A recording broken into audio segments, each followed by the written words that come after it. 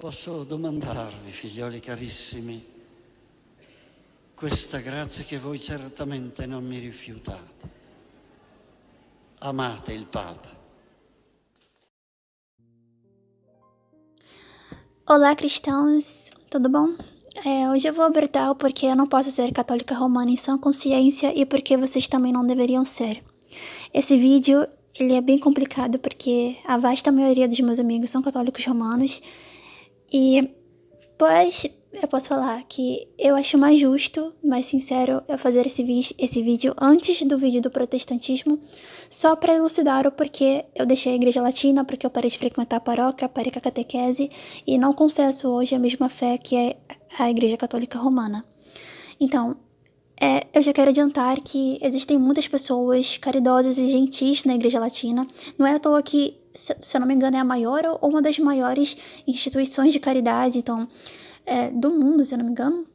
Então, isso aqui não é um ataque, tá? E eu espero que eu não ofenda, é só minha opinião, e eu vou tentar basear ela em fatos históricos, e eu não falo em nome de nenhuma confissão cristã propriamente dita aqui. Então, eu posso errar, né, como ser humano, e eu não tenho nenhum problema em ser convencida do erro se comprovado, tá bom? Então, vocês apontem alguma coisa aqui que eu tenha me equivocado. Bom, eu também não acho que seja passiva de discussão a primazia de Roma, a primazia de Pedro, e eu pretendo fazer um vídeo sobre isso, se o Papa é de fato ou não sucessor de Pedro e outras nuances acerca disso. O primeiro ponto que eu vou abordar, surpreendentemente, é uma questão de fé. Eu vou falar mais da história da igreja, dos concílios ecumênicos, mas um pequeno parêntese aqui sobre a questão de fé confessada pela Igreja Latina e que eu rejeito com base na história, é de que os muçulmanos conscientemente podem ser salvos. Isso está explícito na Constituição Dogmática sobre a Igreja, no parágrafo 16, sobre a relação da Igreja com os não cristãos, onde se diz assim, abre aspas, mas o desígnio da salvação estende-se também àqueles que reconhecem o Criador, entre os quais vem em primeiro lugar, os muçulmanos, que professam seguir a fé de Abraão, e conosco adoram o Deus único e misericordioso, que há de julgar os homens no último dia. Fecha aspas. Bom, eu não acredito que uma pessoa que negue conscientemente a expiação de Cristo, seu sacrifício, sua divindade, ou seja, a Trindade, pode ser salva, ou adore o mesmo Deus, né? Eu considero isso, na verdade, uma baita de uma heresia, porque pressupõe que Deus pode ser louvado de forma parcial. Se você rejeita a Trindade, a Cristo como Salvador, você rejeita o que Cristo é, o sacrifício dele, então você não adora o mesmo Deus, porque Deus é inteiro. E a sua adoração, ela só pode ser inteira também. Também porque, sob essa visão, especificamente falando, qualquer pessoa pode ser salva por causa de uma compreensão imperfeita. Como um ateu, uma wicana, sei lá, os muçulmanos não são cristãos, eles nem são cristãos. Eles rejeitam a Cristo conscientemente, mas a partir de uma compreensão imperfeita eles podem ser salvos? Na verdade, o problema aqui que eu tenho com esse parágrafo é que se diz que eles adoram o mesmo Deus, ignorando toda a problemática da negação de Cristo como Deus. E eu não acho que essa seja a fé dos padres, não acho que essa seja a fé católica e apostólica, é uma opinião minha, né? Mas eu tô aqui literalmente para expor ela, e eu não acho que a igreja primitiva pensava assim. É claro que, eu vou reiterar aqui, eu não tô me referindo a uma criança muçulmana, inocente, mas eu não acredito que isso seja possível conscientemente, e por isso, entre outros motivos, eu não posso ser católica romana porque eu preciso seguir a Constituição Dogmática da Igreja. Agora, sobre questão de fé, eu realmente tenho outras questões igualmente sérias ou mais sérias, como a infabilidade do Papa, que eu vou abordar historicamente em outro vídeo por completo. Então, adiantando, eu não posso ser latina porque simplesmente eu não acredito no que um católico acredita, ou precisa acreditar, né, segundo o magistério da igreja. Então, eu tô aqui poupando os sedvacantes, tá, que se dizem católicos e que acham que a igreja deve voltar atrás, como no caso dos papas supostamente heréticos, que inclusive são santos, o que já configura um baita de um problema porque pressupõe que ela pode errar no que não pode. Isso pra eles, tá, não tô falando aqui dos católicos de verdade que são submissos ao papa. Bom, esse caso dos muçulmanos, ele é bem diferente do caso dos ortodoxos e outras confissões que têm sucessão histórica para Roma, né, sucessão apostólica. Isso é só um exemplo. Não estou dizendo que a igreja latina os considera cismáticos, mas muitos fiéis os julgam como tal. Então, muita gente católica, muitos católicos julgam a Igreja Ortodoxa como herege, sem saber que a própria igreja reconhece Cristo nessa igreja, o que configura chamar essa igreja de herética ou cismática como blasfêmia para eles. Afinal, pode Cristo habitar no cisma, na heresia, na blasfêmia? Onde está Cristo, ali está a igreja, certo? Então Roma considera Cristo em outras confissões cristãs através da Eucaristia, até mesmo na confissão pré-calcedoniana, por causa da sucessão apostólica. A questão é, se eu posso achar Cristo, graça, salvação em outras confissões, até mesmo negando a Cristo como muçulmana, por que eu preciso ser católica romana e me submeter ao Papa? É claro que eu estou partindo do pressuposto que fora da igreja não há salvação, ou que a submissão ao Papa seja necessário para a salvação, tá? E, de fato, eu considero Roma como uma ou a igreja mais excelente da era primitiva. Literalmente, pessoal, os cristãos de Roma foram entregues aos leões e não negaram a Cristo. E existe um senso de fato em que o Papa, para a igreja primitiva, era a sua cabeça. Por exemplo, São Leão Magno, que era Papa, ele foi Papa ali no V século, ele é referido como arcebispo de todas as igrejas de Deus. Mas, assim como o homem é a cabeça da família, e isso não o torna infalível, ou supremo, ou etc., o mesmo se emprega ao Papa, se aplica ao Papa. É um salto lógico, então eu não vou discutir questões como sobre se o Papa é de fato o sucessor de Pedro, ou a sua primazia, ou etc., porque isso já é historicamente provado e comprovado, então ficaria muito macento eu ficar trazendo isso aqui, porque já é história e qualquer pessoa pode testificar isso. Mas, contudo, eu falando que essa posição de primazia era honorária, e contar com o Papa como sua cabeça não pressupõe infabilidade, afinal, a infabilidade ela não habita no falível, assim como o puro não pode habitar no impuro, certo?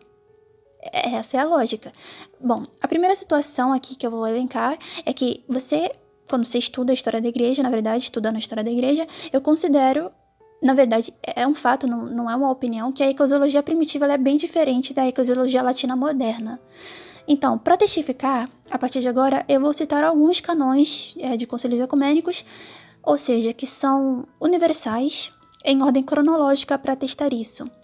O primeiro canão que eu vou citar aqui é o Cânon Nicês de Nicéia, foi o primeiro concílio ecumênico no IV século, que diz o seguinte, abre aspas, que prevaleçam os antigos costumes do Egito, Líbia e Pentápolis, que o bispo de Alexandria tenha jurisdição sobre todos eles, pois o mesmo é costume para o bispo de Roma. Da mesma forma em Antioquia e nas outras províncias, que as igrejas mantenham seus privilégios.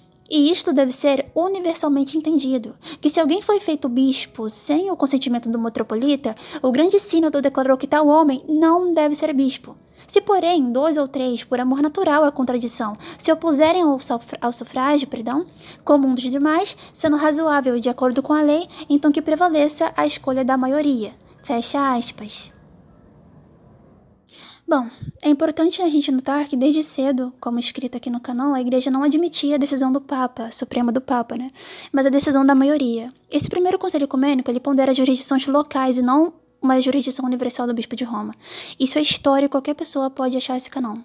Continuando, cânone 2 do segundo concílio ecumênico, o primeiro concílio de Constantinopla, também no século IV, diz assim, abre aspas, os bispos não devem ir além das suas dioceses para igrejas situadas fora de seus limites, nem trazer confusão às igrejas, mas deixe que o bispo de Alexandria, de acordo com os cânones, administre, sozinho, os negócios do Egito, e que os bispos do Oriente, administrem o Oriente sozinhos, e os privilégios da igreja de Antioquia, que são mencionados nos cânones de Nice, que a gente acabou de ler, inclusive, sejam preservados, e que os bispos da diocese asiática administrem apenas os assuntos asiáticos, e que os bispos pônticos apenas assuntos pônticos, e que os bispos trácios apenas assuntos trácios, e que os bispos não ultrapassem suas dioceses para ordenação ou quaisquer outros ministérios eclesiásticos, a menos que sejam convidados.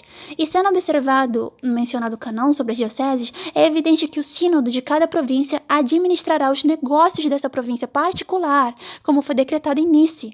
Mas as igrejas de Deus nas nações pagãs devem ser governadas de acordo com o costume que prevaleceu desde os tempos dos pais.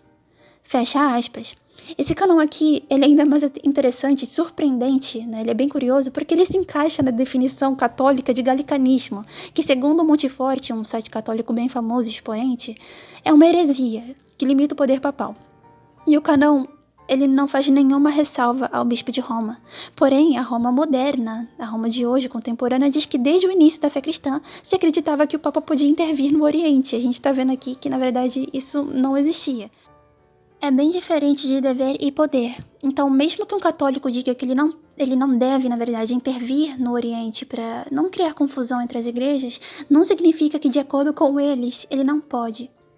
A questão da ordenação episcopal citada aqui no canal é também bem problemática para mim, é bem séria, porque a questão é que não se pode rogar ter a origem lícita do episcopado quando não se é a primeira igreja. E Roma não é a primeira igreja fundada. Apesar de alguns pais dizerem, né, ela era primaz, com certeza, mas não era a primeira a ser fundada.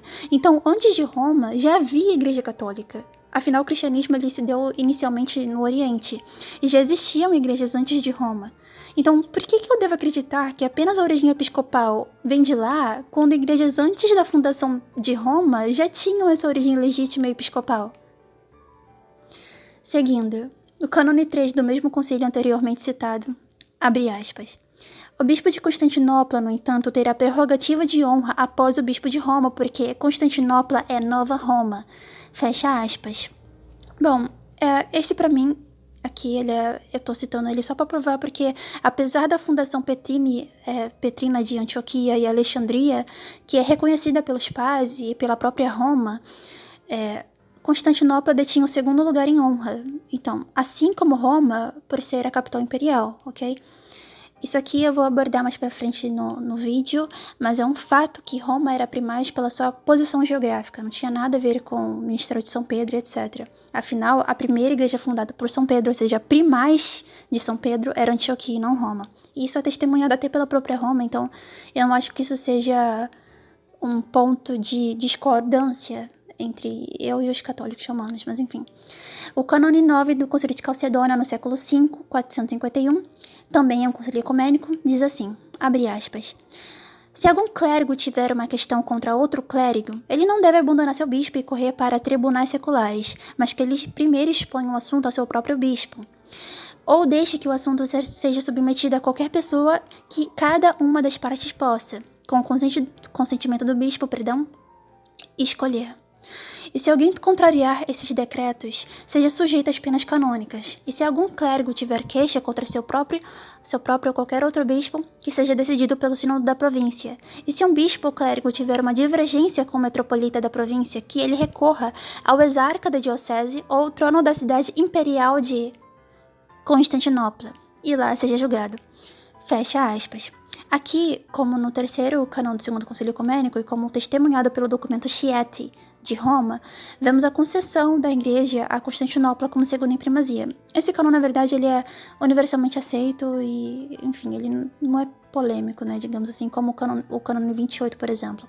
Aqui não diz que apelações ou resolução de conflitos compreendem apenas Roma e Constantinopla, ok? E sobre esse documento que eu tô citando aqui, o documento Chieti, eu sei que muitos católicos romanos, eles não aceitam esse documento, mas ele tá lá no site oficial do Vaticano e eu não acho que seja problemático de jeito algum o uso de um documento que a própria Igreja de Roma expõe em seu portal oficial. Ele tá lá para qualquer pessoa ver. Então, ele literalmente, esse documento, admite que ela não exercia autoridade canônica sobre as igrejas orientais, apesar do Vaticano I dizer que sim e que sempre foi entendido assim. Apesar disso, você não vai encontrar um único canão sobre isso, sobre Roma poder intervir e avançar juridicamente no Oriente, que não seja uma falsificação. Bom, seguindo, o cânone 17 do mesmo concílio diz o seguinte, abre aspas, as paróquias periféricas ou rurais permanecerão em todas as províncias sujeitas aos bispos que agora têm jurisdição sobre elas, especialmente se os bispos a tiverem governado de forma pacífica e contínua pelo espaço de 30 anos. Mas se dentro de 30 anos houve ou há alguma disputa sobre eles, é lícito para aqueles que se considerem lesados levar a sua causa ao sínodo da província. E se alguém for prejudicado por seu metropolita, que a questão seja decidida pela exarca da diocese ou pelo trono de Constantinopla, como dito acima. E se alguma cidade foi ou há de vir a ser recentemente dirigida pela autoridade imperial, que a ordem eclesiástica das paróquias siga o exemplo político e municipal. Fecha aspas. Eu acho que eu nem preciso comentar esse cânone, né? Bom, agora seguindo. Cânone 28. Abre aspas. Seguindo em tudo as decisões dos Santos Padres e reconhecendo o canão que acaba de ser lido dos 150 bispos amados de Deus, também promulgamos e decretamos as mesmas coisas sobre os privilégios da Santíssima Igreja de Constantinopla, que é a Nova Roma, pois os padres concederam com razão privilégios ao trono da antiga Roma, porque era a cidade real. E os 150 bispos mais religiosos, movidos pela mesma consideração, deram privilégios iguais ao Santíssimo Trono da Nova Roma, julgando com justiça que a cidade que é honrada com a soberania e o Senado e goza de privilégios iguais com a antiga Roma imperial, deve ser em assuntos eclesiásticos também ser engrandecida como ela é e colocada logo depois dela, de modo que, nas dioceses pônticas, asiáticas e trácias, apenas os metropolitanos e também os bispos das dioceses mencionadas, que estão entre os bárbaros, sejam ordenados pelo supracitado trono santíssimo da Igreja Santíssima de Constantinopla, cada metropolita das referidas dioceses, juntamente com os bispos de suas províncias, ordenando seus próprios bispos, como foi declarado pelos cânones divinos. Mas que, como já foi dito, os metropolitas das referidas dioceses sejam ordenados pelo arcebispo de Constantinopla, depois de realizadas as devidas eleições de acordo com o costume e informadas a ele, Fecha aspas.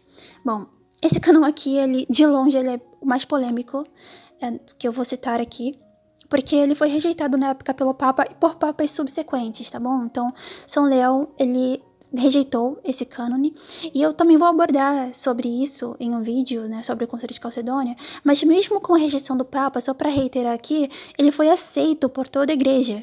Isso pode ser atestado no Concílio de Trúlio, no cânone 36, mais de 200 anos depois. Esse cânone, ele na verdade é um exemplo claro que a predileção de Roma e Constantinopla se deve ao fato de serem capitais imperiais. Por exemplo, Roma, apesar de reconhecer a fundação de Antioquia e Alexandria por São Pedro no seu 4º sínodo, considera Constantinopla a segunda em primazia no 8º Concílio Ecumênico, no cânone 21, por ela ser capital imperial. Esse canon desse Concílio Ecumênico Romano, que é infalível, diz assim, abre aspas, em vez disso, eles devem ser altamente honrados, especialmente o Papa da Roma Antiga. Então, os patriarcas de Constantinopla, Alexandria, Antioquia e Jerusalém. Fecha aspas. Agora, relembrando que Roma coloca uma sé não fundada por Pedro acima de outras que foram fundadas por São Pedro pelo único motivo dela ser capital imperial. Agora, se Roma, a sé indefectível, faz isso, por que não deveria acreditar que a igreja lhe concedeu a primazia por ser a capital imperial, já que a primaz petrina, ou seja, a primeira sé de Pedro, é Antioquia e não Roma? Seguindo. Cânone 20, Trúlio, 692, né? É o mesmo concílio aqui citado. Abre aspas. Não será lícito a um bispo ensinar publicamente em qualquer cidade que não lhe pertença. Se alguém for observado fazendo isso, deixe-o cessar de seu episcopado, mas deixe-o cumprir o ofício de presbítero. Fecha aspas. Ou seja, a gente pode observar que nem o Papa era permitido ensinar fora de suas fronteiras. O cânone 36, na verdade, ele pode ensinar nas suas fronteiras, dentro dos seus limites, e se ele for convidado, ou etc., né? A questão da apelação também é uma prerrogativa de todas as sés. Bom, o cânone 36 desse mesmo concílio diz, abre aspas, renovando os decretos dos 150 padres reunidos na cidade imperial e protegida por Deus, e os dos 630 que se reuniram em Calcedônia, decretamos que a sé de Constantinopla terá privilégios iguais aos da sé antiga de Roma, e será altamente considerada em assuntos eclesiásticos como ela é, e será a segunda depois dela. Depois de Constantinopla será classificada a sé de Alexandria, depois a de Antioquia e depois a sé de Jerusalém. Fecha aspas. Aqui a gente pode ver uma coisa bem interessante. As igrejas, elas se organizavam conforme a honra e a predileção, né, essa ordem eclesiástica. Roma, por ser a antiga capital imperial, recebeu essa predileção. Afinal, se a fundação petrina fosse de fato tão proeminente e importante como já citei aqui, a Antioquia, a cátedra petrina mais antiga, ou seja, a primeira cátedra de São Pedro, teria o segundo ou o primeiro lugar, e não Roma e Constantinopla. Bom, os cânones apostólicos agora do quarto século. Cânone 34. Abre aspas. Os bispos de cada nação devem reconhecer aquele que é o primeiro entre eles e considerá-lo como seu chefe, e não fazer nada de importante sem o seu consentimento. Mas cada um pode fazer apenas as coisas que lhe dizem respeito à sua própria paróquia e aos lugares do país que pertencem a ela. Mas também não deixe ele, que é o primeiro, fazer nada sem o consentimento de todos, pois assim haverá unanimidade e Deus será glorificado pelo Senhor e no Espírito Santo. Fecha aspas. Bom, aqui não está falando diretamente sobre o bispo de Roma, mas é importante a gente notar como a igreja entendia essa primazia, né, em instância sinodal. A primazia ela nunca foi entendida como Roma entende ela hoje. Agora, seguindo.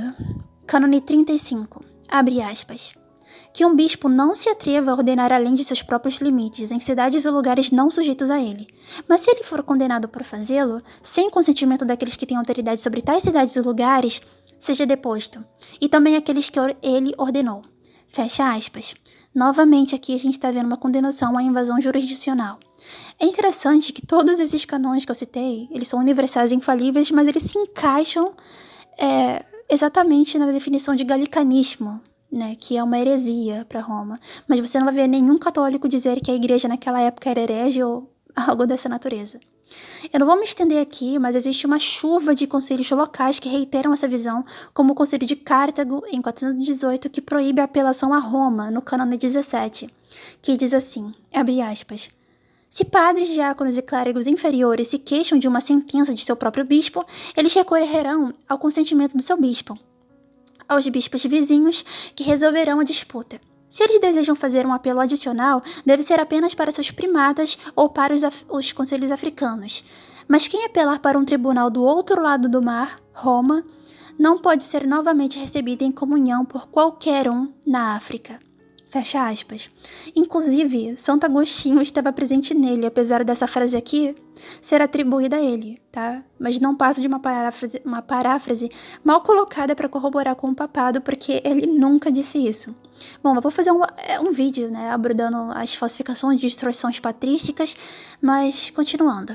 Bom, os cânones ecumênicos e locais, eles são um exemplo claro que a igreja não entendia a eclesiologia romana moderna e por isso eu não consigo aceitar ela, porque falta precedente histórico. Agora, se Roma é uma igreja tão antiga, ela devia ter provas do lado dela ao invés de falsificações que eu vou abordar mais pra frente no vídeo.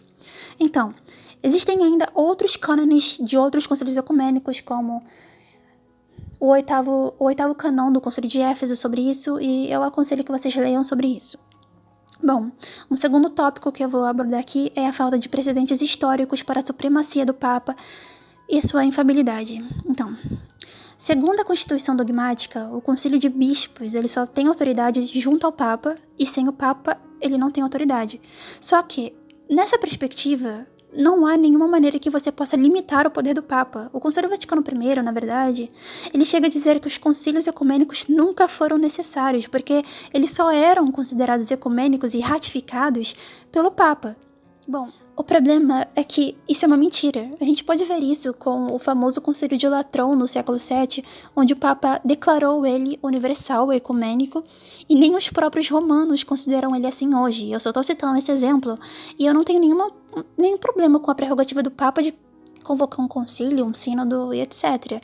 Mas, naquele tempo, nem a igreja tinha noção disso, né, de que o concílio, se fosse declarado universal pelo Papa, tinha que ser tido como tal, e parece que até os próprios latinos, porque hoje nem eles consideram esse concílio como tal. Então, para sublinhar, um concílio ecumênico ele tinha que ser ratificado por todas as sés, porque ecumênico significa isso, universal, né? Então, não era uma prerrogativa especial de Roma, tá? Não era uma prerrogativa unicamente de Roma. Isso nos leva a outra problemática, que é o entendimento que, se o Papa tem uma prerrogativa, pressupõe que apenas ele tem essa prerrogativa. Bom, um exemplo. Ciro, o Papa de Alexandria, dirige-se a Sérgio, o patriarca de Constantinopla, com essas palavras aqui. Abre aspas. ao meu mestre honrado por Deus, o bom pastor-chefe, o pai dos pais, o patriarca ecumênico Sérgio, do vosso humilde Ciro. Pensamentos contrários vieram à minha mente quando eu pretendia estender o presente relatório ao meu divinamente honrado mestre. Eu reuni a coragem de escrever quando eu tinha levado a sério os ensinamentos inspirados de você 3 vezes bem-aventurança. Eu serei completamente corrigido no que eu relato nesta carta, sendo considerado digno, ó divinamente honrado, dos passos piedosos de nosso mestre fortalecido por Deus. Fui ordenado a embarcar na leitura do reverenciado relato de você, divinamente inspirado. E aprendi a refugiar-me em teu ensinamento que fala de Deus, mesmo quando imploro que sua preciosa e claramente instrutiva mensagem conceda uma clareza ainda mais brilhante. Podemos imitar a terra gorda e fértil, meu bom mestre. Eu, humilde Ciro, orando pelo bem-estar estimado de meu mestre, que é honrado por Deus, compus isto. Fecha aspas. Bom, seguindo a lógica usada pelos apologistas romanos, os apologistas católicos, essa citação leva a gente a acreditar que Sérgio é o chefe da igreja, ou sumo sacerdote da igreja, porque ele é o sumo pastor, o pai dos pais. Ele é infalível porque o seu ensinamento é inspirado por Deus e, enfim, são ensinados por Deus. Seus ensinamentos são obrigatórios porque para os cristãos, porque devemos nos refugiar neles e, enfim. Só que até São Cirilo de Alexandria é chamado de selo de todos os pais. Ou seja, outros patriarcas já foram chamados por esses nomes, que é uma linguagem da época, na verdade. Então, não é incomum você achar nomes dirigidos ao Papa como cabeça de todas as igrejas de Deus, arcebispo de todas as igrejas, como foi referido, né, São Leão Magno, Papa São Leão Magno, no Concílio de Calcedônia. O que eu vejo muito é que pegam uma prerrogativa que o Papa tinha e entendem como se apenas ele tivesse. Muitas vezes usam de citações patrísticas sobre São Pedro para atribuir ao Papa unicamente as prerrogativas de São Pedro, sem saber que os pais da igreja se referiram a muitos outros bispos como sucessores de Pedro, ou mesmo como Pedro, como São Pedro, como no caso do patriarca de Antioquia, e pasmem, até mesmo Santo Ambrósio já foi referido como sucessor de Pedro. Quando, por exemplo, São Leão foi referido no Concílio de Calcedônia como São Pedro, o próprio concílio diz que São Cirilo ensinou o mesmo que o Papa São Leão Magno, ou seja, São Pedro também falou pela boca de São Cirilo, né? Considerando que São Cirilo ele é patriarca de Alexandria, então ele também é sucessor de Pedro. Bom, eu pretendo fazer um vídeo sobre o ex-cátedra, sobre o suposto ex-cátedra de São Leão e o tomo de Leão, mas adiantando, isso é muito problemático porque na Igreja Católica Apostólica Romana se entende que São Pedro, logo Papa, e isso não é verdade de jeito algum. Bom, talvez fosse para Roma, mas não para a igreja inteira, né? Não para toda a igreja.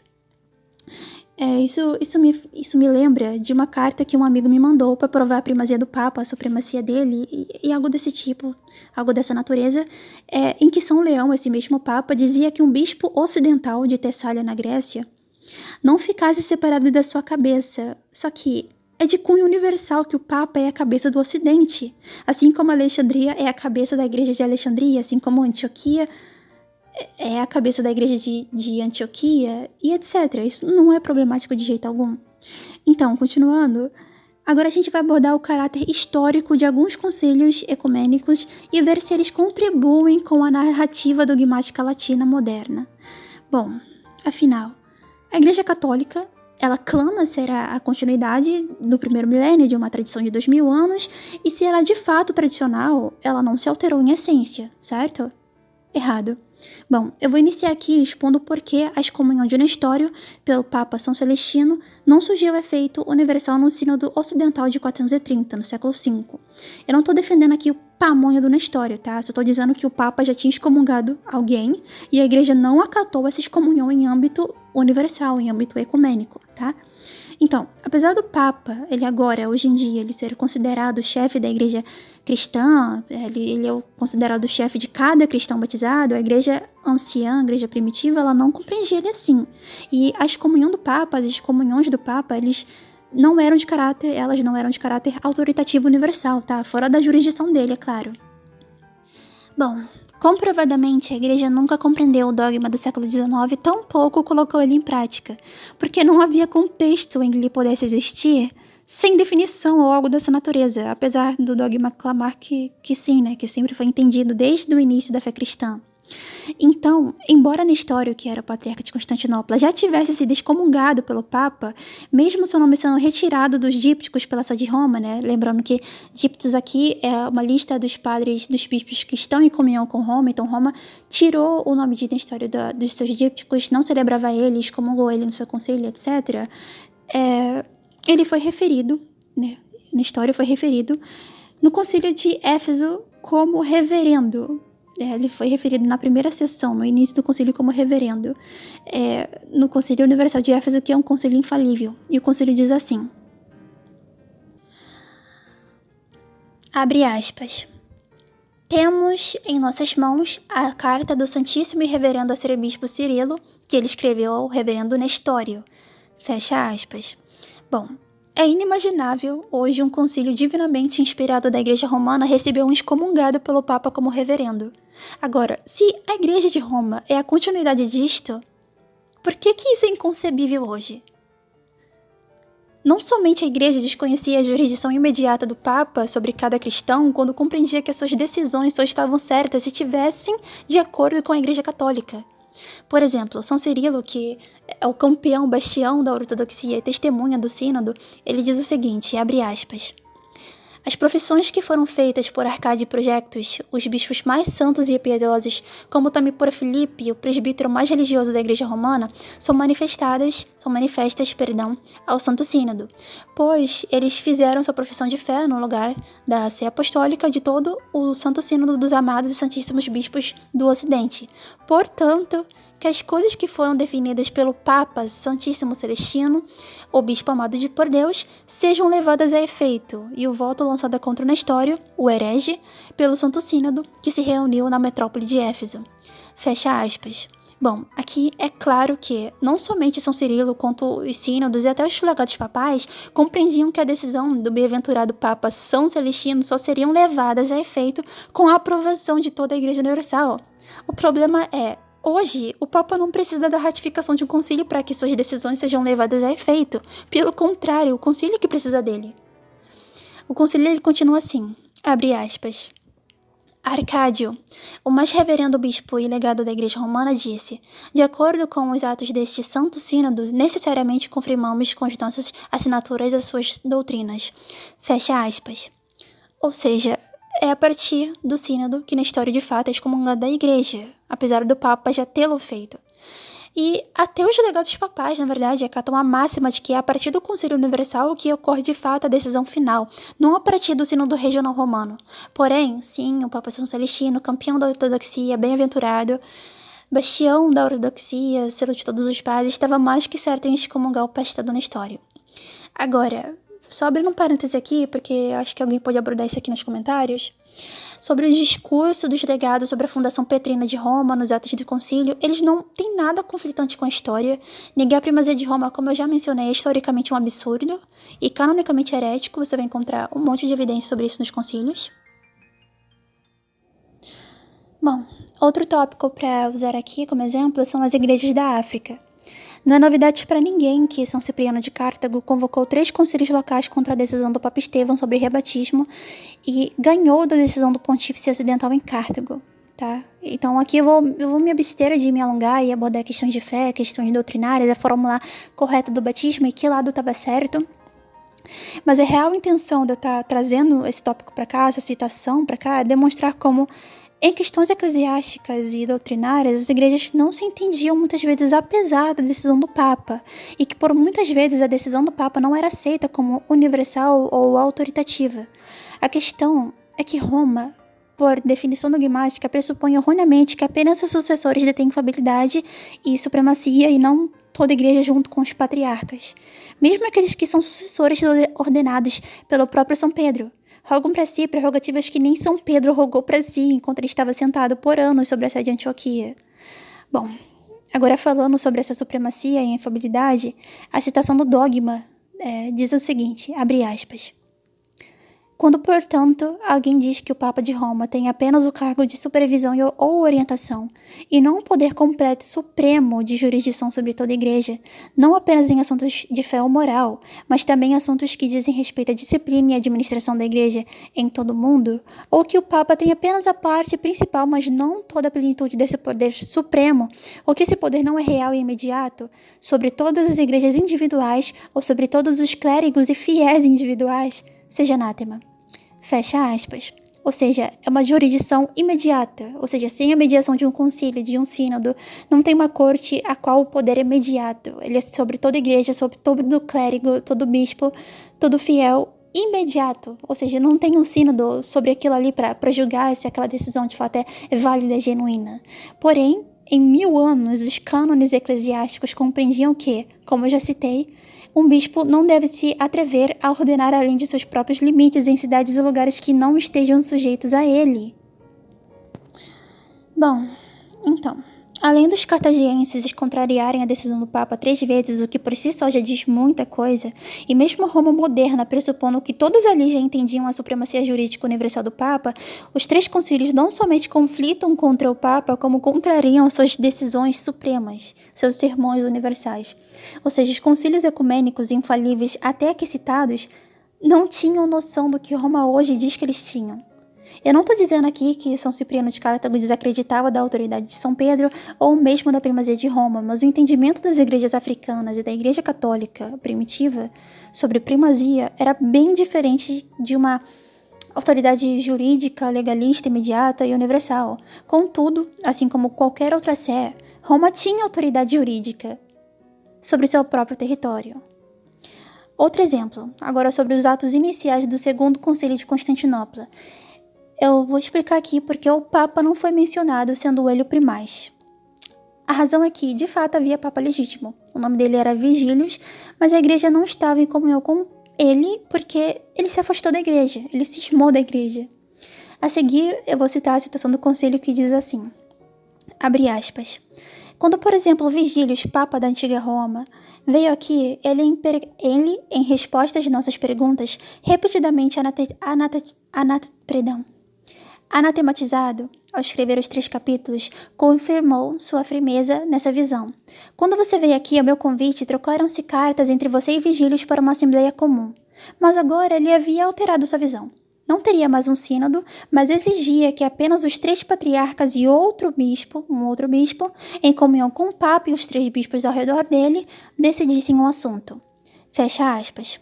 Para quem não leu todos os atos do concílio, o concílio estava falando de um material, ele estava tratando, na verdade, de um material sobre questões de fé, que é o famoso 3 capítulos, porém o Papa, de antemão, lançou anátemas a bispos e ao patriarca de Constantinopla e quis decidir uma questão pertinente à fé sozinho.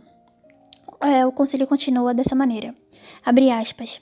Em vão, enviamos várias ordens a ele para participar do sínodo.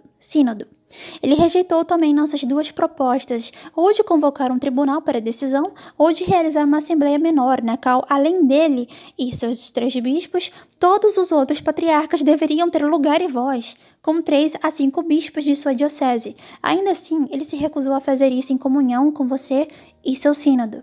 Fecha aspas. Ou seja, o Papa queria decidir a questão sozinho e, contudo, a Igreja não acatava a autoridade suprema do Papa em uma época que o dogma do Vaticano I entende que eles acatavam. É historicamente um absurdo, é anacrônico, é inepto, é inválido de todas as maneiras. Essa definição de supremacia não se encaixa aqui. Algo não pode estar implícito, partindo do pressuposto que já era de conhecimento universal, né, a definição de ex cathedra, em algo que contradiz essa coisa explicitamente. Isso aqui é uma contradição explícita. Bom, sobre isso o imperador Justiniano diz o seguinte, abre aspas, nós o convidamos a reunir-se com os patriarcas mais abençoados e outros bispos religiosos e com eles em comum para examinar e julgar os 3 capítulos. Mas desde que você se recusou a fazer isso e você diz que por si só escreveu algo sobre os 3 capítulos, se você os condenou de acordo com as coisas que você já fez antes, já temos muitas dessas declarações e não precisamos de mais. Mas se você escreveu agora algo contrário a essas coisas que foram feitas por você antes, você se condenou por sua própria escrita, uma vez que você se afastou da doutrina ortodoxa e defendeu a impiedade. Fecha aspas. Bom, Eu vou fazer um vídeo sobre ex-cátedra, entre aspas, do Papa aqui, porque, para quem não entendeu, o Papa proclamou a ortodoxia de um material herético e ainda lançou anátemas, além de invocar sua autoridade apostólica, e ainda assim a igreja o excomungou. Ou seja, a igreja literalmente passou por cima de um sermão apostólico universal do Papa, e Roma considera essa decisão infalível. Apesar de hoje contradizê-la, né? Não se pode ter duas declarações infalíveis se contradizendo dessa forma. Ok? Então, no final do concílio, o Papa humildemente pede desculpas por ter se separado da Igreja Católica. Ele literalmente pede desculpa, perdão, por ter cismado da Igreja. E essa epístola ela pode ser encontrada facilmente no final, nos atos oficiais do concílio, bem no finalzinho. A epístola decretal do Papa Vigílio na confirmação do 5º Sínodo Ecumênico. Abre aspas. Por fim, o Papa Vigílio resignou-se ao conselho do concílio e 6 meses depois escreveu uma carta ao patriarca Eutíquio, na qual ele confessava que faltava caridade ao se separar de seus irmãos. Ele acrescenta que não se deve ter vergonha de se retratar quando se reconhece a verdade, e apresenta o exemplo de Agostinho.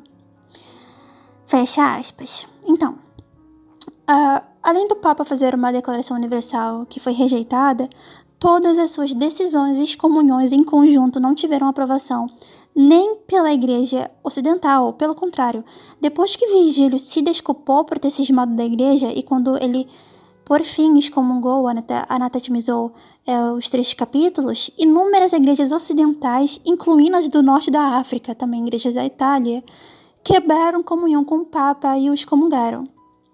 A pergunta é: por que eu seria católica romana se a história contradiz sua posição atual e ela diz ser a igreja de 2000 anos? E por que eu seria submissa ao Papa se ele, conforme o concílio infalível demonstrou, pode cismar da igreja, como já aconteceu antes? Mesmo em questões de fé ele pode cismar? Bom, se ele pode cismar da igreja, então não deve ser necessário para a salvação estar submissa a ele, somente se ele estiver de acordo com a ortodoxia da igreja. Assim como o marido deve estar submisso a Cristo para que a esposa esteja submissa a ele. Bom, contudo, a bula Unam Sanctam diz o seguinte, abre aspas, instados pela fé, somos obrigados a crer e sustentar que a Igreja é una, santa, católica e também apostólica. Além disso, declaramos, proclamamos, definimos que é absolutamente necessário para a salvação que toda criatura humana esteja sujeita ao Romano Pontífice. Fecha aspas. Bom, a verdade é que se a igreja tivesse realmente, de fato, se sujeitado ao Papa, ela seria herege agora. Você prefere o quê? Eu realmente não quero ofender, mas aqui é um absurdo para mim. E mesmo reivindicando, mesmo o Papa tendo reivindicado sua autoridade acima de todos, sua autoridade apostólica, ele apelou ao patriarca de Constantinopla quando ele percebeu que a igreja havia rejeitado todas as suas decisões de excomungar as pessoas que escreveram os 3 capítulos. Porque o Papa, na verdade, ele achava imprudente excomungar mortos. Então, o pessoal que tinha escrito os 3 capítulos já tinha morrido. E aí ele achava isso imprudente, ele achava isso inválido, ou seja, a prerrogativa de apelação não cabia somente ao Papa e a Roma, e se ele fosse de fato a última autoridade, a última instância, ele não precisaria apelar para outra sé. Por exemplo, tal como a controvérsia de Eutíquis, onde ele apela para Roma, só que ele apela também para Jerusalém e Alexandria. Agora, se Roma fosse a autoridade final, por que apelar para outras sés? E por que Roma apelou para Constantinopla, se ela era a última sé, nesse caso, do Papa? Bom, eu quero relembrar para vocês novamente que esse concílio é ecumênico, ou seja, ele tem caráter universal e infalível. Então, é claro que eu não vou trazer aqui as problemáticas dele, como, por exemplo, o sequestro do pobre do Papa, uma coisa que eu verdadeiramente acho esdrúxulo, eu lamento muito, mas eu só me mantive aqui no foco principal porque é o que importa. Continuando, na ata B do Vaticano I diz o seguinte, abre aspas, em virtude de seu primado, o Papa tem o direito de ter relações diretas e livres com o clero e os leigos de toda a Igreja. Ninguém está autorizado a interferir nessa relação. É falso e deve ser rejeitado dizer que os decretos emitidos pelo Papa para a orientação da Igreja não são válidos a menos que confirmados pelo lugar do poder secular. O Papa é também o juiz supremo de todos os fiéis, a cuja decisão podem ser apelados todos os assuntos sob exame da Igreja. Por outro lado, nenhum outro apelo, nem mesmo um concílio ecumênico pode ser feito a partir da decisão suprema do Papa. Fecha aspas. Bom, como demonstrado, como acabei de ler, a Igreja interferiu nessa relação anatemizando o Papa, mesmo ele tendo feito uma decisão universal. Também interferiu na sua relação com os clérigos da Igreja de Roma e com a própria Igreja de Roma, né, e toda a Igreja Ocidental. Afinal, ele foi julgado como qualquer outro bispo e a sentença final do concílio foi que ninguém pode chegar à verdade sem ajuda. E para atender que, de fato, o Papa fez uma declaração suprema, eu aconselho vocês a lerem todos os atos do Quinto Concílio Ecumênico, principalmente a sentença e também as páginas dos livros elencados na descrição que eu vou deixar aqui. Mas a igreja parou de celebrar o Papa por meses. O Papa literalmente pediu desculpa por ter cismado em questões de fé. E você não vai falar que a igreja é cismática naquele tempo, nem havia cisma. Você vai falar que a igreja é herética? Bom, puxando um outro gancho aqui, sobre o primado de Pedro. Não há dúvidas que São Pedro ele foi primaz, ele foi o primeiro a confessar a Cristo, mas ele não era dotado de infabilidade, segundo a própria igreja. Porque nesse concílio que eu estou citando aqui, a sentença do concílio sobre o Papa Vigílio diz o seguinte, abre aspas, e para isso trouxemos à sua memória, ou seja, a memória do Papa, os grandes exemplos que nos deixaram os apóstolos e as tradições dos padres, pois embora a graça do Espírito Santo abundasse em cada um dos apóstolos, de modo que nenhum deles precisasse do conselho de outro na execução de sua obra, eles não quiseram definir sobre a questão, então levantada sobre a circuncisão dos gentios, até serem reunidos. Eles confirmaram suas próprias palavras pelo testemunho das escrituras divinas. Fecha aspas. O que se diz aqui, na verdade, é uma reprise do que Cristo diz, para os discípulos em João 20, onde ele diz, a paz seja convosco, assim como o Pai me enviou, também eu vos envio, e havendo dito isso, assoprou sobre os apóstolos e disse, recebei o Espírito Santo. Bom, se pelas palavras da igreja que é infalível e pelo próprio Cristo, que também é infalível, se diz que todos os apóstolos têm ação divina do Espírito Santo, de modo que nenhum precisasse da ajuda do conselho de outro na execução da obra, como eu posso acreditar que apenas Pedro tinha essa infabilidade, essa ação divina do Espírito Santo? E mais, diz que nenhum, como eu disse, precisava do conselho de outro. Por que eu tenho, na verdade, que aceitar que apenas Pedro tinha essa infabilidade, que os outros deviam aceitar e acatar, e era necessário o conselho de Pedro na execução da obra do outro, se literalmente o conselho diz que não e ele é infalível segundo a própria Roma? E por que eu devo crer, na verdade, que o único sucessor de Pedro que tem a infabilidade e supremacia é o Papa, se ele nem é o único e a própria Roma admite isso? Ou seja, naquela época, a igreja não atribuía unicamente a São Pedro a ação divina do Espírito Santo, a infabilidade, a supremacia e etc. E, de fato, isso é um salto tão lógico, tão perdido, inviável, tão pastel, logicamente falando, e falta tanto dado histórico e patrístico para acreditar nisso, que eu não sei como é que eu pude, sinceramente falando. A minha consciência, além desse concílio, na verdade esse concílio é um expoente sobre isso, ficou muito confusa. E eu só continuava a lutar contra ela, empurrando a consciência por água abaixo, goela abaixo, mas no fundo eu sabia que tinha algo errado e a minha consciência amontoava aquilo, aglutinava aquilo, e uma hora o balão tinha que estourar. Foi isso que aconteceu. Bom, o concílio continua. Abre aspas. Tampouco há outra maneira pela qual a verdade possa se manifestar quando há discussões sobre fé, pois cada um precisa da ajuda do próximo, como lemos nos Provérbios de Salomão. Um irmão ajudando seu irmão será exaltado como uma cidade murada, e ele será forte como um reino bem fundado. E novamente em Eclesiastes se diz: 2 são melhores do que um, porque eles têm uma boa recompensa pelo seu trabalho. Fecha aspas. Bom, aqui se diz que não se pode chegar à verdade sem a ajuda do seu irmão. Ou seja, sem o contexto da colegialidade, sem o colégio de bispos. Mas o Vaticano I diz que sim. Abre aspas, citando aqui o Vaticano I. Por outro lado, nenhum outro apelo, nem mesmo ao concílio ecumênico, pode ser feito a partir da decisão suprema do Papa. Fecha aspas. Ou seja, além do concílio excomungar o Papa, mesmo tendo invocado sua autoridade apostólica, ele ainda provê as doutrinas eclesiásticas às quais a gente deve administrar a igreja. O que eu tô falando aqui é que o Conselho literalmente diz que você não pode chegar à verdade sem a ajuda do seu irmão, e o Conselho Vaticano I diz que você pode, porque nenhuma decisão pode ser apelada a partir da decisão suprema do Papa. Bom, isso é uma contradição bem explícita, porque para Roma é evidente, bem claro, como a água de um riachinho fofinho, que o conciliarismo ele é herético, ele é falso, ele é uma doutrina antibíblica e antiapostólica e anticatólica, etc. Além de ser problemático, na verdade, atribuir unicamente a São Pedro as chaves do céu e a ação infalível do Espírito Santo. É problemático também o fato de que o Papa, para os latinos, eu não sei porquê, porque é um mistério para mim, é uma incógnita, é o único sucessor de São Pedro, mesmo a Igreja de Roma admitindo que São Pedro ordenou outros sucessores e fundou outras igrejas. Bom, o Conselho Vaticano I completa, abre aspas, tais definições do Pontífice Romano são por si só, são por si mesmas, e não em consequência do consentimento da Igreja irreformáveis, fecha aspas. Ou seja, por causa de São Pedro, dessa sucessão, as suas declarações, seus sermões universais, eles não são irreformáveis pelo consentimento da Igreja, mas por si só. O que configura essa primazia como uma primazia mandatória, no sentido legal e imediato, ou seja, não é mediada através de um concílio, como eu já citei, e não tem nada a ver com a primazia de Pedro, que não era jurídica.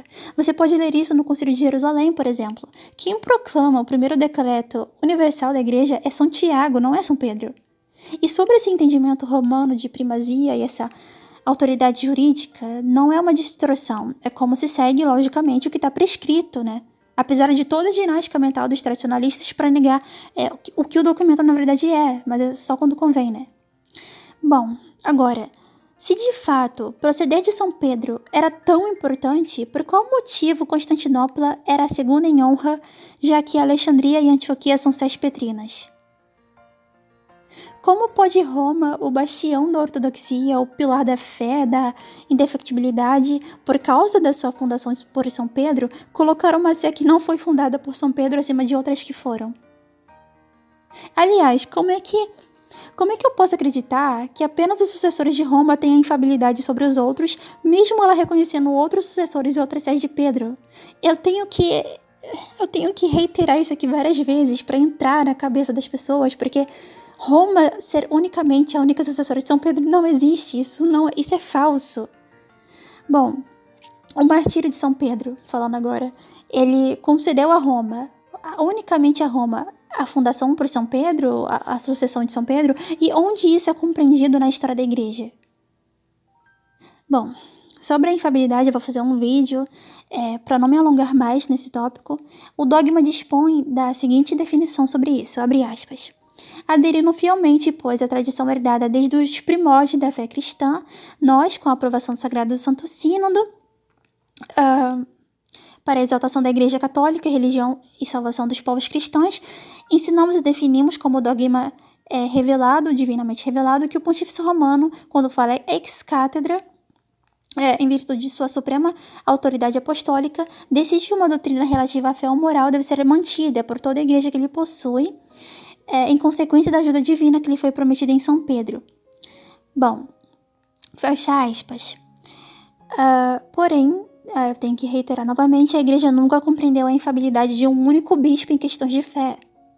Aliás, vamos se questionar aqui.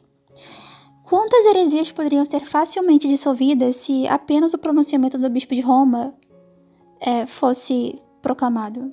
Se essa fosse a compreensão de fato, na verdade. Sem me esticar aqui, mas só abrindo um parêntese, na condenação do Papa Honório, ele foi condenado como Papa e como um herege usado por Satã para disseminar heresia e pedra de tropeço para toda a Igreja. Sim, a Igreja primitiva entendia que o Papa podia errar e ensinar heresia em questões de fé para toda a Igreja.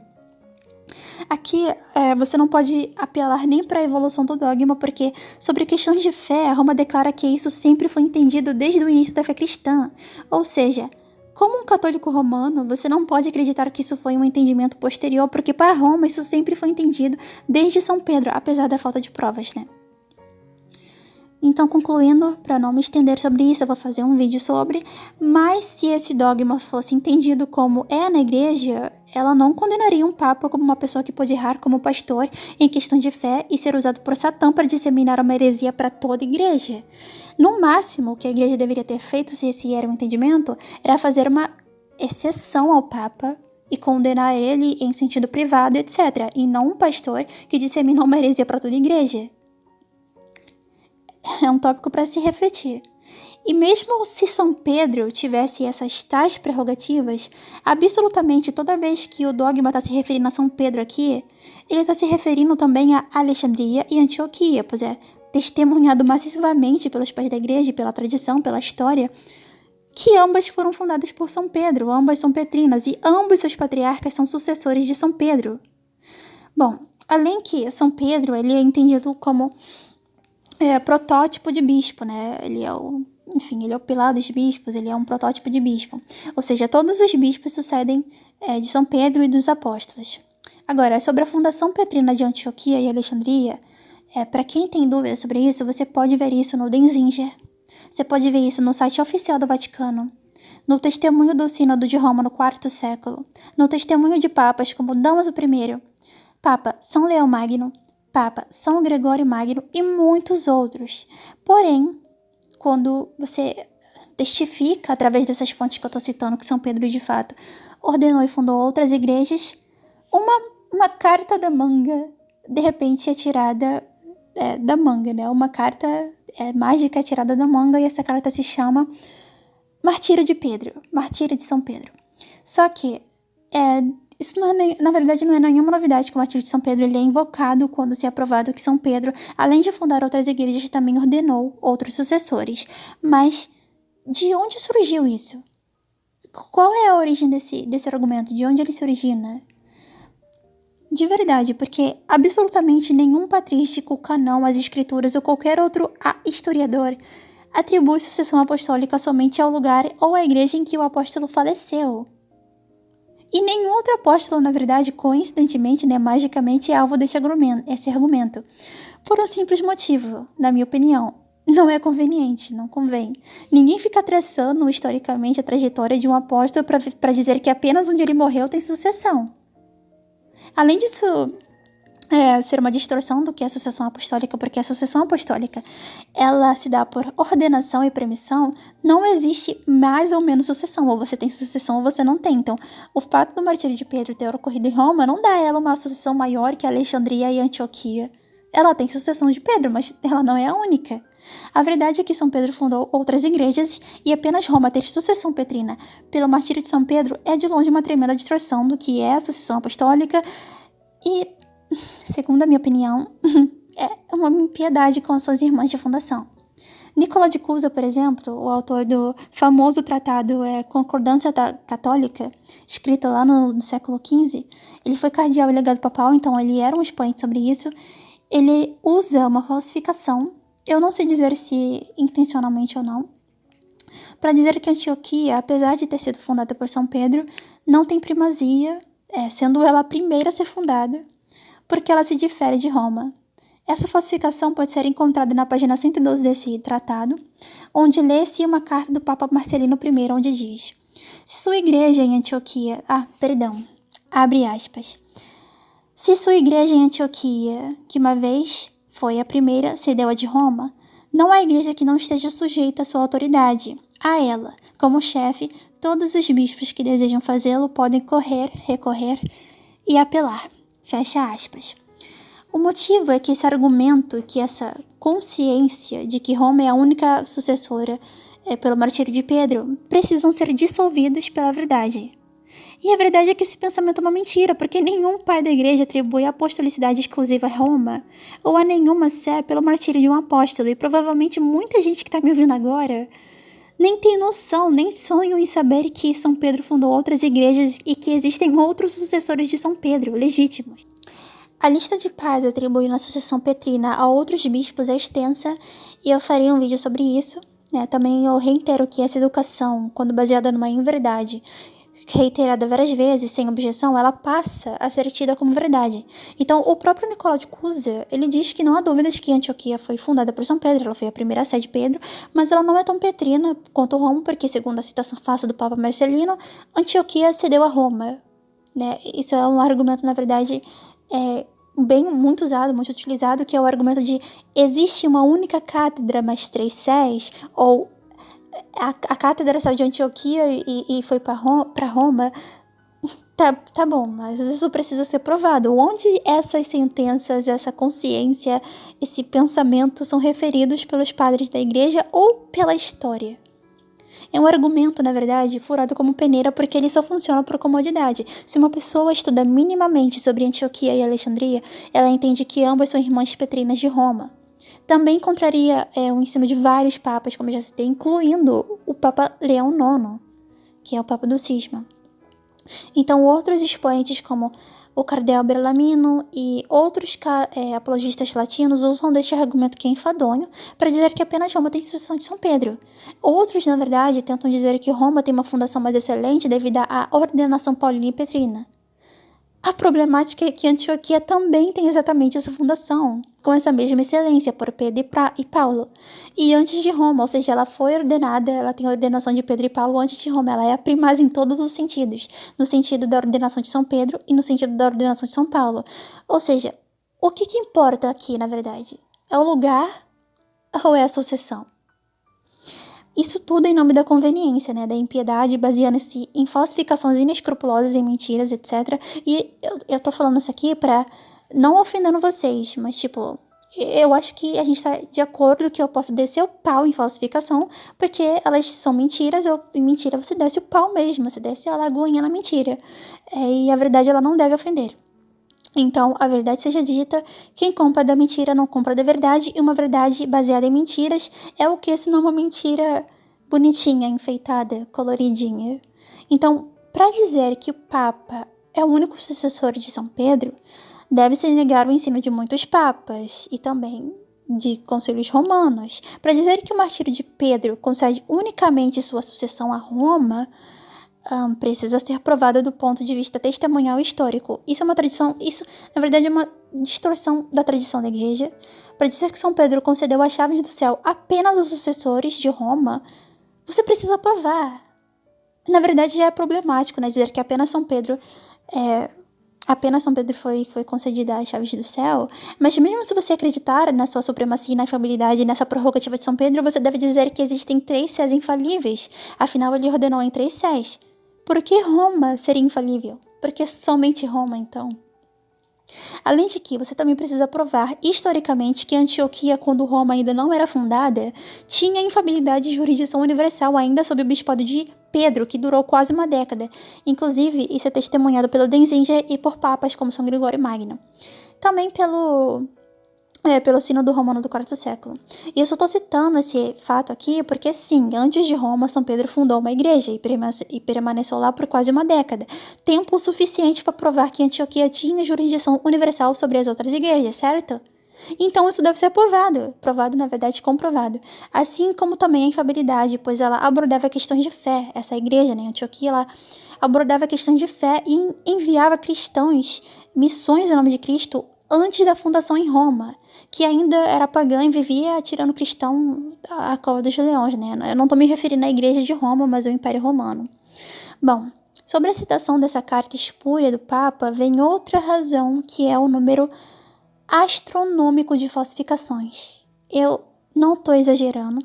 Falsificações virulentas que são compartilhadas até nos dias de hoje, e é bem complicado porque muitos amigos me enviaram falsificações.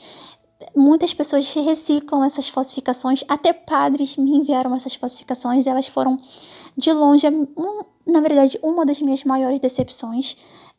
Eu tive acesso a ela, na verdade, a primeira falsificação foi através do livro de Aquino, contra os erros dos gregos, onde ele cita canões e concílios falsos e citações patrísticas falsas para atribuir ao Papa a supremacia e também para abordar questões de fé.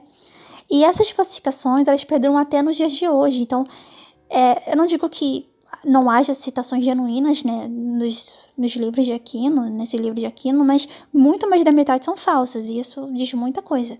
Falsificações foram escritas no Catecismo de Trento, recicladas no Compêndio Canônico, em cartas papais, recicladas por santos, como eu já citei, né, o Berlamino e Aquino, e usadas por Papa até para defender questões de fé. Eu vou abordar, na verdade, um vídeo sobre isso, eu vou fazer um vídeo sobre isso, mas ninguém é doido de ficar de um lado da história quando ele se mostra falso. A Igreja de Cristo, ela não pode se misturar com a mentira. Se ela se mistura... Bom, eu não acredito que ela seja a Igreja de Cristo, porque a Igreja de Cristo, ela não pode errar. Afinal, a mentira e a verdade, elas não podem coabitar. É simples assim. Simples assim. O Papa Leão IX, né, esse Papa que eu estou citando, eu citei ele anteriormente, na época do Grande Cisma, ele se utilizou inocentemente ou não sei dizer, da doação de Constantino para convencer os orientais de sua supremacia. E eu pergunto para vocês, imagine se os orientais tivessem se convertido a partir de um documento comprovadamente falso. Só por esse fato você consegue compreender com quem estava a razão naquele lado, né, daquela situação. Imagine se eles fossem submissos ao Papa e tivessem sido convertidos através de um documento falso. Bom, agora, de fato, pelo menos para mim, a minha opinião, se pode dizer que quando o Papa se utiliza de uma falsificação para defender a questão de fé, uma questão de fé, pode-se dizer que a Igreja se utilizou, né, porque ele é o vigário de Cristo na Terra para os latinos, e ele está abordando questões de fé para toda a igreja, ou seja, como Papa no seu ofício, exercendo seu ofício, o que configura que ele seja infalível, mas ele se utilizou de uma falsificação para fazer isso, o que é muito problemático. E de fato, se a Igreja Católica Romana fosse genuína, verdadeira, não faltariam provas e não restariam dúvidas para que ela precisasse usar uma falsificação. Ou seja, defesas à fé na Igreja de Roma já foram baseadas em falsificações, o que para mim consta para dizer que nela habita mentira e que ela pode errar. Pois se ela fosse tão genuína, não tinha o tanto de falsificação interpoladas em seus documentos. Você só precisa de falsificações assim se você não for verdadeiro, porque eu tô falando de centenas de falsificações e é comprovado o uso de falsificações para abordar questões de fé, até questões de fé. Bom, como Cristo diz, né, ele diz em Mateus no capítulo 7, não pode a árvore boa dar maus frutos, nem árvore má dar bons frutos. E bom, ter falsificações no ensino, até do catecismo, e defender questões de fé com falsificações são frutos maus. Bom, na minha opinião, né? E eu não digo que essas pessoas que reciclaram essas falsificações, esses documentos falsos e me enviaram, etc., são culpadas, etc., mas a mentira, ela não se pode misturar com a verdade. Simples assim. Não existe meia-verdade em Cristo e não deve existir em sua igreja também. Ou seja, eu não acredito que essa de Roma, ela é indefectível. Um exemplo fácil é o de que um cânone infalível diz que a igreja errou. Bom, esse aqui é bem polêmico, na verdade. No cânone 36 do Sínodo de Roma, em 826, no século IX, presidido pelo Papa Eugênio II, diz assim, na verdade, abre aspas, quanto àqueles homens que se divorciaram de suas esposas casadas e se casaram com outra, ou seja, fecha aspas, é um cânone falando sobre matrimônio, questões morais, etc. Abre aspas, que ninguém, exceto pelo motivo de fornicação, se divorcie de sua esposa casada e depois se case com outra. De outra forma, é adequado que o transgressor seja casado com o primeiro cônjuge. Entretanto, se um homem e uma esposa consentirem no divórcio entre si em favor de uma vida monástica, de modo algum assim será, sem o conhecimento do conjunto do bispo, para que possam ser colocados por ele em um único local preparado. Pois, devido a uma esposa ou a seu marido que não queira, que não seja dissolvido em favor do casamento. Fecha aspas. Nesse sínodo aqui, diz que pode se divorciar por motivos de adultério, ou seja, fornicação, ou mesmo por uma vida monástica. Porém, no cânone 7, da seção 24 do Concílio de Trento, diz o seguinte, Se alguém disser que a igreja errou por ter ensinado que o vínculo do matrimônio não pode ser dissolvido por causa do adultério de uma das partes casadas, que ele seja anátema. Fecha aspas. Então, eu tô citando aqui para vocês entenderem que Roma, ela aprovou o divórcio. Não aprovou no sentido de, estimular ou condicionar o divórcio, mas, digamos assim, ela tem um cânone em que ela tá aprovando, enfim, esse conceito de divórcio. Então, sobre o primeiro cânone que eu estou citando aqui, você tem a ratificação dele por papas posteriores, ou seja, a sé de Roma, admitindo o divórcio, e logo depois um cânone dizendo que se alguém disser que a igreja errou por ter ensinado que não se pode se divorciar por motivos de adultério, que seja anátema. O problema seguinte é o problema. Desculpa, o problema, eu estou me atrapalhando, mas o problema é que a igreja ensinou. E eu pergunto aqui, cadê o conceito de Roma locut est, quas finit est, que é Roma falou, caso encerrado? Sendo que hoje Roma condena o divórcio. A gente tem literalmente um papa declarando uma matéria em instância moral para a igreja, que hoje é condenada pela igreja latina, mesmo ela dizendo que ele, enquanto papa e abordando questões morais para toda a igreja, ele é infalível. E a igreja não pode errar em questões morais e de fé, ou seja, ela mesma passou por uma decisão supostamente infalível do Papa, e hoje em dia ensina que ela sempre manteve uma decisão contra o divórcio e ainda impõe a infalibilidade do Papa em questões de moral e fé. Só para provar que para a Igreja Católica Apostólica Romana o divórcio é uma questão moral, eu vou trazer aqui o Catecismo no parágrafo 2383, onde diz, abre aspas, se o divórcio civil for a única maneira possível de garantir certos direitos legítimos, tais como o cuidado dos filhos ou a defesa do patrimônio, pode ser tolerado sem constituir falta moral. Fecha aspas. Também nos parágrafos 2385 e 2386. Abre aspas. O caráter imoral do divórcio advém-lhe também da desordem que introduz na célula familiar e na sociedade. Esta desordem traz consigo prejuízos graves para o cônjuge que fica abandonado, para os filhos traumatizados pela separação dos pais e muitas vezes objeto de contenda entre eles, e pelo seu efeito de contágio que faz parte dele, uma verdadeira praga social. Fecha aspas. E também no parágrafo 2386, onde diz, abre aspas, pode acontecer que um dos cônjuges seja vítima inocente do divórcio declarado pela lei civil. Esse, então, não viola o preceito moral. Há uma grande diferença entre o cônjuge que sinceramente se esforçou por ser fiel ao sacramento do matrimônio e se vê injustamente abandonado, e aqueles que, por uma falta grave de sua parte, destroem o matrimônio canonicamente válido. Fecha aspas. Ou seja, a Igreja de Roma erra naquilo que ela não poderia e ainda tem um cânone divinamente inspirado contrariando o outro. Além de inúmeros outros que eu vou abordar em outros vídeos.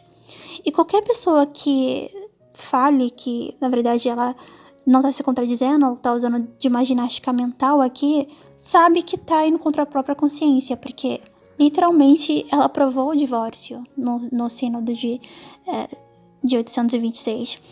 E qualquer um de vocês pode encontrar facilmente esses cânones que eu estou citando aqui. Na verdade, conforme você vai estudando a história, mais a sua consciência vai pesar. Eu só trouxe esses cânones para provar que a Igreja de Roma ela é uma igreja que se desenvolve, muda conforme... Eu não sei dizer o que, para ser sincera, mas a Igreja de Cristo ela não pode assumir uma posição e futuramente condená-la como se nela não habitasse a verdade, habitasse a inconstância e habitasse a incerteza e etc. Quando eu me dirigi a um padre sobre essa questão, ele disse que o primeiro concílio do século IX não era ecumênico, e que não era bem adultério, mas fornicação. Bom, o conceito de fornicação dos padres é para se tratar de adultério. Essa interpretação está presente até no site do padre Paulo Ricardo sobre essa questão de divórcio e matrimônio. E além disso, o cânone explicitamente fala se divorciar de sua esposa, ou seja, não é fornicar antes do casamento. A palavra esposa pressupõe que a gente está falando de matrimônio. E essa era a visão da Igreja de Roma. Bom, eu não posso dizer que um concílio de Roma expressa sua visão sobre um determinado assunto e a visão de Roma, segundo o Vaticano I, não deve ser aceita por toda a igreja. E, afinal de contas, o que houve com Roma locuta est, causa finita est? Roma falou o caso encerrado. Mas não. Na verdade, caso não encerrado, vamos reparar o erro, voltar atrás e condenar nossas opiniões anteriores. A questão é que você dizer que não era um concílio ecumênico não responde nada, porque Roma é indefectível para a própria Roma. E ela está literalmente se condenando por uma opinião que ela teve antes. Bom, eu sinceramente fiquei cansada de lutar contra a maré e a minha consciência. E fiquei cansada de ignorar essas contradições e toda essa ginástica mental para negar uma coisa que se sabe que é. No cânon 12 do seu 8º Concílio Ecumênico diz o seguinte, abre aspas, os cânones apostólicos e conciliares proíbem claramente a nomeação e a consagração de bispos que surgiram como resultado do poder e das intrigas das autoridades civis. Fecha aspas. Bom, já que Roma concede autoridade a esses cânones em um concílio ecumênico, ou seja, infalível, ela devia segui-los como tal, certo? Errado. Só para finalizar aqui, porque eu tenho tanta coisa para falar sobre isso, eu estou citando aqui o cânone 5 da Constituição Apostólica do 4º século, que diz o seguinte, abre aspas, que um bispo, presbítero ou diácono não repudie sua esposa sob pretexto de religião, mas se ele a repudiar, seja excomungado e se persistir, seja deposto. Fecha aspas. Em contraposição, o decreto do Papa Gregório VII, no século XI, diz o seguinte, abre aspas, se houver sacerdotes, diáconos ou subdiáconos casados, pelo poder de Deus onipotente e a autoridade de São Pedro, nós o proibimos de entrar em uma igreja até que se arrependa e se conserte em seus caminhos. Mas se alguém ficar com suas mulheres, ninguém ousará ouvi-los, porque sua bênção é transformada em maldição e sua oração em pecado. Fecha aspas. Ou seja, Roma não é a continuidade da igreja do primeiro milênio, pelo menos historicamente falando. É literalmente uma igreja que nega o que antes confessava. Antes, se você rejeitasse sua esposa por motivos de religião, você era anátema. E o que antes era motivo para excomunhão e anátema para Roma, hoje é obrigação. Bom, só para elencar aqui o tanto de mudanças e alterações, ela alterou o credo niceno-constantinopolitano. O credo romano, ele fez 1000 anos, liturgicamente falando, em 2014. Ou seja, para vocês verem como ela é historicamente uma igreja nova. E eu a considero, claro, uma igreja diferente do primeiro milênio. O credo original, se vocês forem pesquisar, que foi composto em Nice e no segundo concílio ecumênico, ele não contém a filioque. A sua inserção no credo ela foi ilícita, sim. Então ela mudou a tradição no que diz respeito à liturgia. Inclusive os advocantes que estão aí me ouvindo, os tradicionalistas, concordam com isso, eu tenho até cisma de fé sobre isso.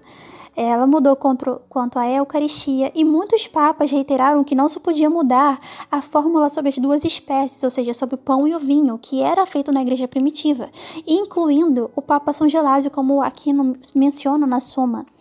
Mas Roma mudou quanto ao celibato sacerdotal, o batismo por trina imersão, inseriu instrumentos na adoração, mudou quanto à iconografia, além de adicionar ao credo, ela adicionou dogmas biblicamente insustentáveis e tristemente os defendeu com bases espúrias e falsificações, adicionou doutrinas que não existiam na igreja no primeiro milênio, tal como mudou em relação a questões morais que ela não poderia errar, porque a igreja de Cristo é temporal, como por exemplo pena capital e divórcio.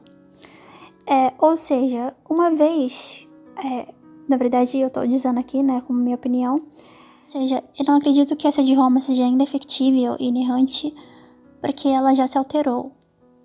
E ela já foi julgada como qualquer outra sé, e ela muda de posição. Então, eu só insisti, na verdade, em trazer esse tópico sobre comparar como, canonicamente falando, historicamente falando, ela se contradiz, porque não há melhor maneira de você ver que ela não é a Igreja de Cristo. Agora, se isso que eu tô mostrando aqui não é voltar atrás, eu não sei o que é. Eu não sei o que significa essa expressão, então.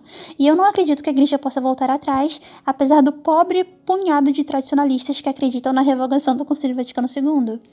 Mas, bom, Assim, para dar esperança para vocês, ela já voltou atrás sobre o divórcio e condenou suas próprias preposições anteriores. Então, talvez vocês tenham alguma chance, mas eu acho realmente que não vai ser revogado de forma alguma.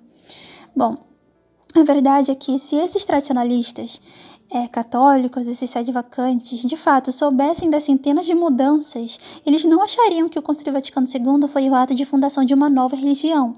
Afinal, desde o século XI, Roma altera, muda e adiciona, negando o que ela antes confessava. Até mesmo a missa tridentina, que é tão amada, é um reflexo bem diferente do que Roma costumava ser antes. A questão é que se de fato a cristologia latina fosse tão genuína e verdadeira, não existiria essa crise de fé e os cismas de fé na Igreja Latina. O cisma de fé, na verdade, ele é bem pior que um cisma meramente administrativo, né? Bom, concluindo aqui, é por isso que eu não posso ser católica romana em sã consciência, porque, pela história, o que ela atribui a si mesma como tradicional já se alterou, voltou atrás e evoluiu, perdendo a sua essência. Por isso, eu não a considero a Igreja de Cristo, porque a Igreja não erra. Ela não pode estar no meio de um monte de mentira e falsificação, e também porque a sua natureza dogmática é historicamente insustentável. E sua natureza dogmática é historicamente insustentável, então a Igreja Católica Romana não pode ser a Igreja de Cristo. Bom, eu espero que eu não tenha ofendido e atacado ninguém, né? É uma opinião minha e eu precisava ser sincera, mas...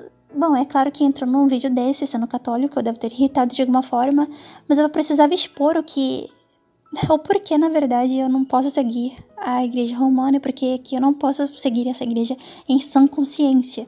Eu espero que vocês me consertem se eu tiver errado e me equivocado. Eu não tenho problema algum em ser corrigida, então fiquem com Deus e até o próximo vídeo sobre o protestantismo. Até mais.